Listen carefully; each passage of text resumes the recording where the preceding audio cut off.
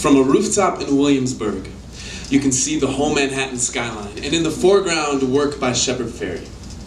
A friend of mine was born again here because she wanted to feel something that she couldn't where she comes from. In her life now, she speaks with the authors I read. Her face is recognized by movie stars that call her by her name. But she tells me on this rooftop that in these last 3 years, she has not yet felt the breeze off the ocean. She laughs. She says, I live in New York. And this is not hyperbole or constructed metaphor. This is one life on Keep and Hope Street.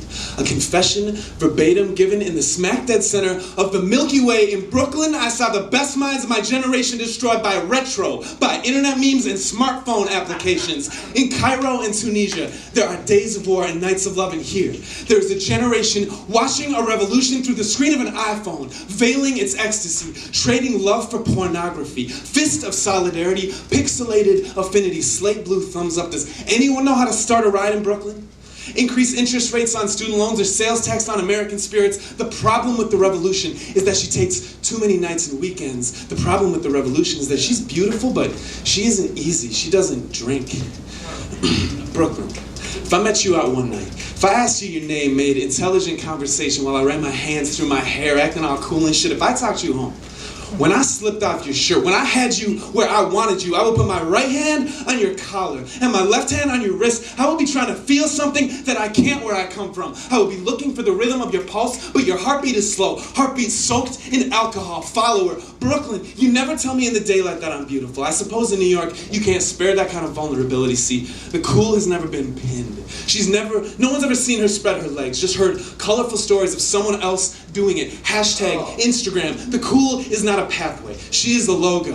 And fashion as a means is the most irresistible of details, but as an end, it is the most glamorous of suicides.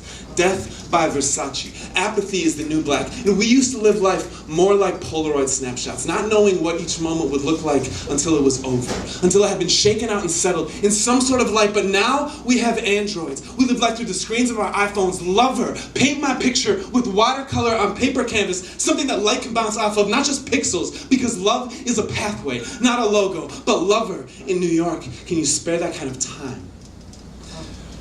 From a rooftop in Williamsburg, you can see the whole Manhattan skyline. And in the foreground, work by Shepard Fairey. For me, it is a logo. For me, it is a pathway. I put my arm around my friend. I tell her, I frame the two of us in the screen of my iPhone. I tell her, I try not to forget to take pictures of people. All right.